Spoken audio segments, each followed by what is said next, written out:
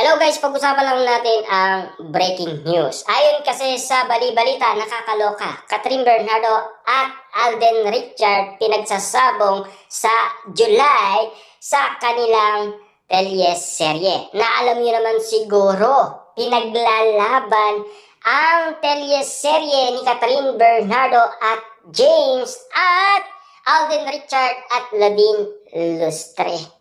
Pero ang bali-balita ngayon na baka ikagulat natin ang telyeserye ni Alden Richard. Kasi si Alden Richard hindi naman nanahimik yan. Kaliwat kanan ang ginagawa niyan na project.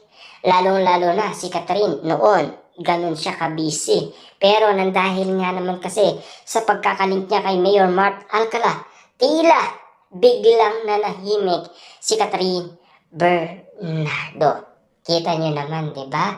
Noon nagsimulang makita ng iba't ibang mga netizens si Catherine Bernardo at Mayor Mart Alcala, tila biglang nag-iba ang paningin ng mga tao kay Catherine Bernardo. Kaya nga naman kasi, kabadong-kabado ngayon si James Reid dahil sa nangyayari sa kanyang kapartner na si Catherine Bernardo. Samantalang sina Alden Richard at Ladine Lustre, cool na cool sa kanilang telyeserye. Diba?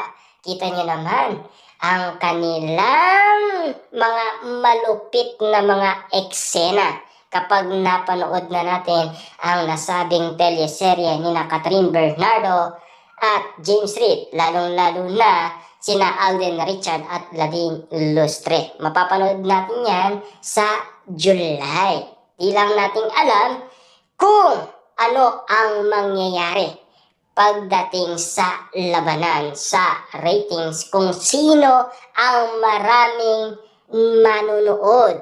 Kung si Catherine Bernardo or si Alden Richard. Kung bakit nga naman kasi pinagsasabong ang kanilang telyeserye sa darating na July.